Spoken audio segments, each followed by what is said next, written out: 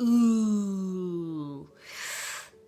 Ooh, oh dear, guys.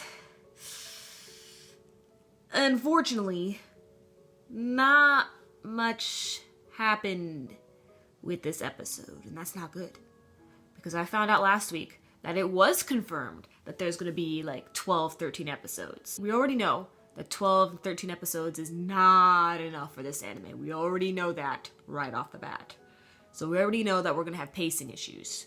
And, not that much character development. A whole chunk of the cast is going to die in a certain whatever episode. You're going to have about 10 of them die in one episode. And then after that, you'll probably have one by one. But the fact that we had no deaths at all throughout this episode, and the fact that not too much happened throughout this episode, that has me worried. Like, really worried. This could turn out really bad, and I don't want it to, because it seems really interesting. This episode was not as good as last week, so I'm pretty disappointed with that. I was hoping we get a little more insight on some characters' backstory. Well, except the only thing that we got for backstory was with I think the main character's name is Mitsumune and his friendship with Hayato. That's the only thing, but I was looking for something more on the background as to why he's somewhat insane, or any of the characters for that matter. Unfortunately, we didn't get too much, and that's not good, because with each and every episode, we're gonna need a lot of stuff to happen because of our large cast. What happened throughout this episode was that in the beginning, the bus driver decides to leave and the rest of the cast goes over to Nanaki Village. When the bus driver is in the bus, you hear like this rustling through the bushes and then a knock on the door, and he turns around and he's just like, what? And I'm just like, what is this? Is he gonna die? But no.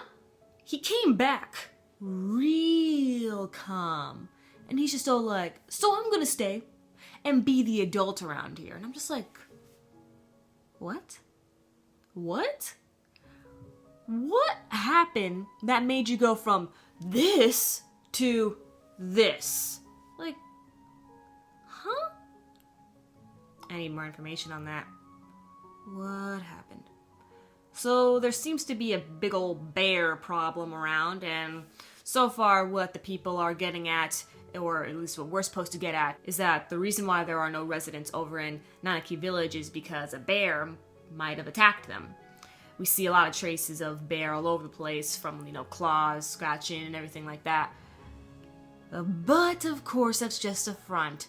Either something supernatural is going to pop out, which I hope there isn't, because I hate it when an anime does that. It starts all realistic at first and then bam, pops out a supernatural thing. And I'm just like, what? Why you do this to me? I want to talk about Volcana, aka the jerk of the anime. Ooh, I'm gonna hate him. He's so annoying. The thing is that what I really don't like about his character is that they really force you not to like him. And I don't like that. I really don't.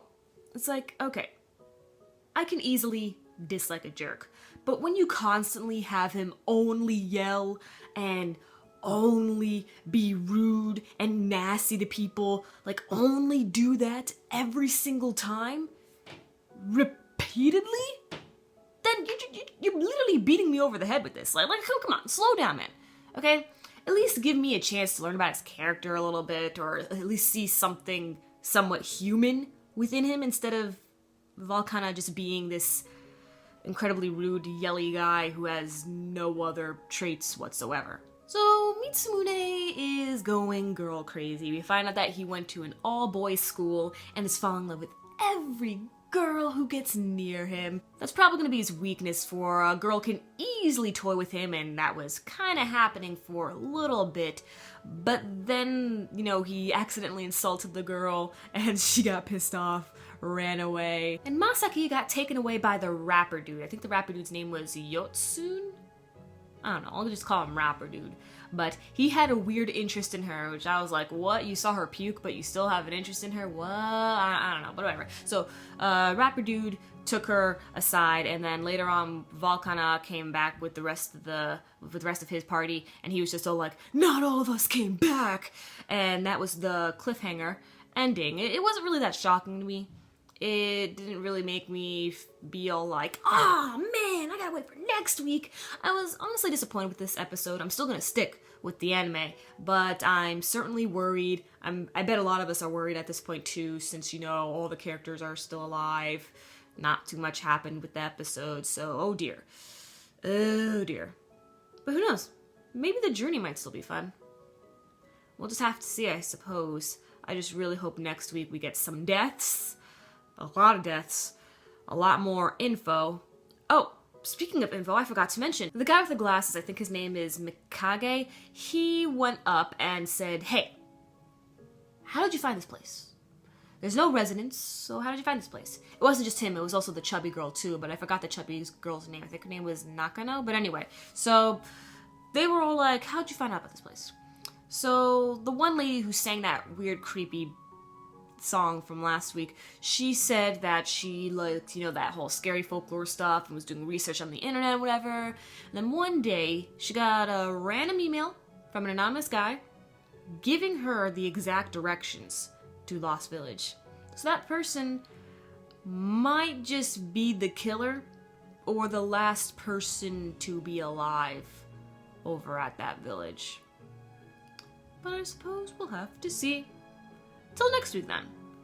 Catch me tomorrow as I review Flying Witch, Kisniver, Ace Attorney, and Sakamoto Desu Ka. I'm your female otaku, sayonara.